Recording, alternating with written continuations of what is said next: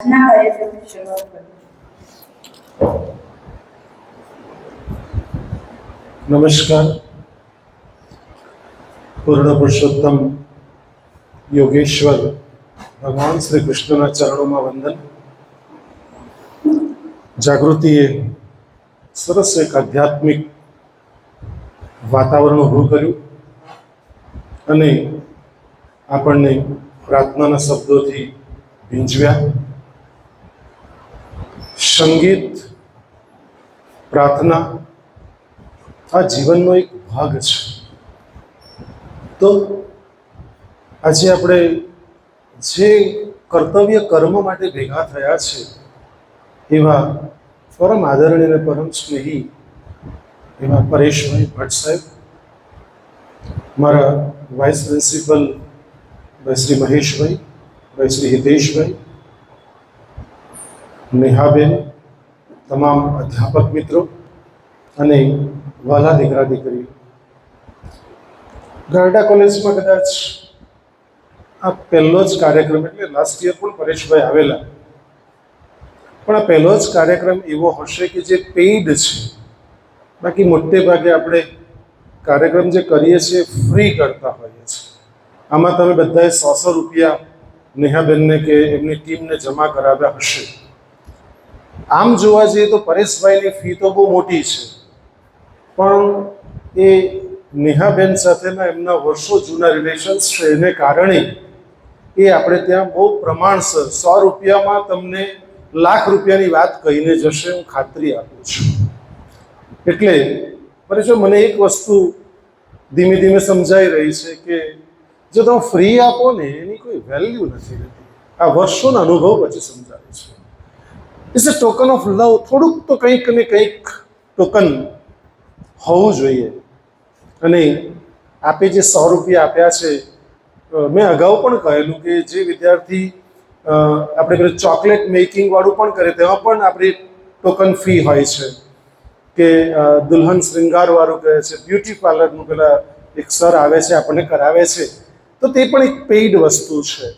અને એને માટે હું તમને એડવાન્સમાં કહી મૂકું કે પરેશભાઈનો સેમિનાર કે વર્કશોપ આપણી કોલેજમાં રાખવામાં આવે કે પછી આવા કોઈ પણ જે પેઇડ વર્કશોપ રાખવામાં આવે, મારા અધ્યાપકો દ્વારા સૂચના મૂકવામાં આવે અને રાખવામાં આવે, જેમાં વિદ્યાર્થી ખરેખર હૃદયથી ભાગ લેવા ઈચ્છતો હોય, પણ જો એની પાસે 100 રૂપિયા નહીં હોય ને 100 રૂપિયા નહીં હોવાને પરિણામ સ્વરૂપ ભાગ નહીં લઈ શકતો હોય, તેની ફી કોલેજ તરફથી ભરવામાં આવશે. કોઈ ચિંતા કરવી નહીં અને ક્યારેય ચિંતા નહીં કરવી. સીધું મારી પાસે આવી જવાનું કે સર મારે આ વર્કશોપમાં ભાગ લેવો છે, પણ એમાં 100 રૂપિયા નથી, અમે તમારા પૈસા ભરીશું. કારણ કે ગાયડા કોલેજ માનવતામાં માને છે, સંસ્કારમાં માને છે કે મારું બાળક એક સ્ટેપ હંમેશા આગળ વધવું જોઈએ, પાછળ નહીં પડવું જોઈએ. પરેશભાઈ આ વખતે ડિઝાઇન થોડી બદલી છે. પ્રથમ વર્ષનું જુદું, દ્વિતીય વર્ષનું જુદું ને તૃતીય વર્ષનું જુદું.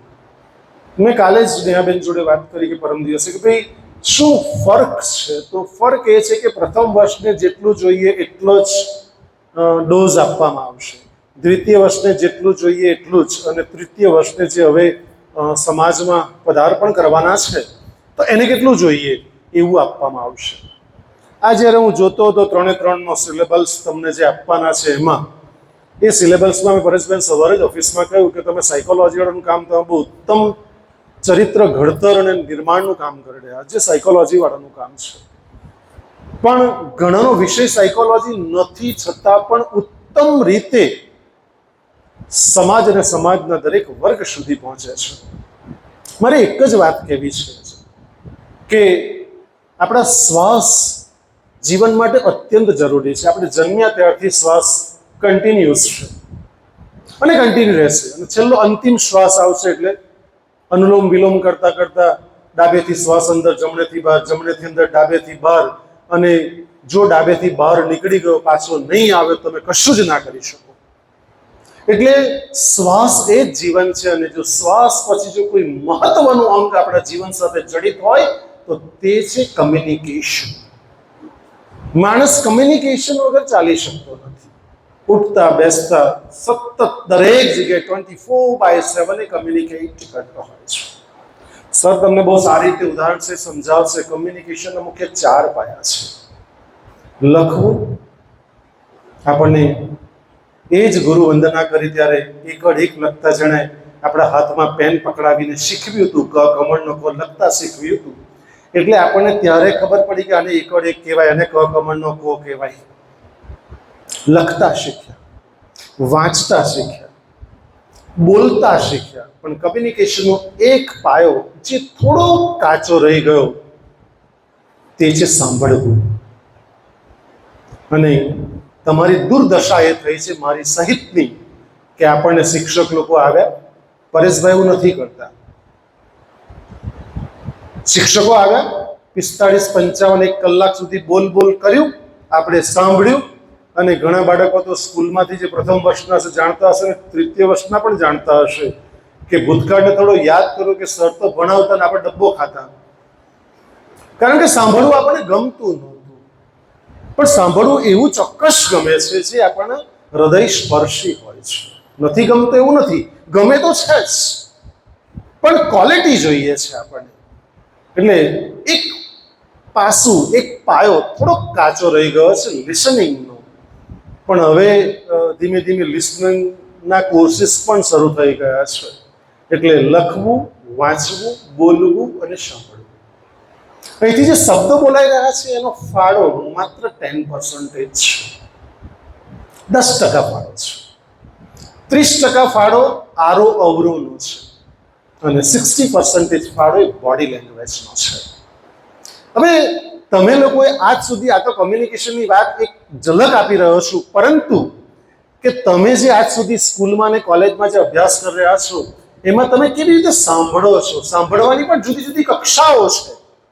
પહેલી કક્ષા છે ઇગ્નોર કરે, સાંભળે જ નહીં. બીજા દેખાવ કરે, યસ ગુડ ફાઇન, અમે ભણાવતા ડુકાલા, યા વેરી ગુડ, યસ હું છે શું વેરી ગુડ, એને કશું ખબર ના હોય. એટલે કેટલાક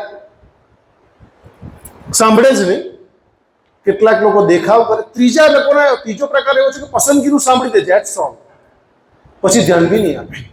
એનું જેટલું કામ નહોતું સાંભળી લીધું, ધેટ્સ ઓલ.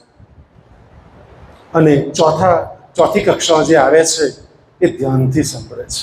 હવે તમે વિચારજો તમે કઈ કક્ષામાં અમને પણ સાંભળી રહેલા છો, પરેશભાઈને પણ 3 દિવસ સાંભળવાના છો, રાઈટ, અને અમને તો રોજ જ સાંભળશો તમે, હે ને? એટલે તમે કઈ કક્ષાથી સાંભળો છો એમાં બોલનારનો ફાળો 100% છે. હું ચોક્કસ બોલનારના પક્ષે વાત કરીશ કે જો બોલનાર વ્યક્તિ પરફેક્ટ થશે તો એ સાંભળવા વ્યક્તિ મજબૂર થઈ જશે, સાંભળવું જ પડશે.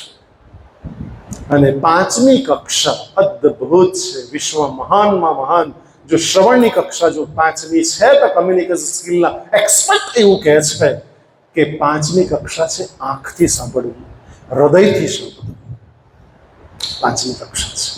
હું આશા રાખું છું કે આ પરેશભાઈની વાતો છેલ્લી કક્ષામાં આપને મૂકું છું કે એમના દ્વારા કહેવાયેલી વાતો એ હૃદયસ્પર્શી હશે જ, અને હૃદયસ્પર્શી હશે એટલે હૃદય સુધી પહોંચશે જ, મને પૂર્ણ શ્રદ્ધા છે.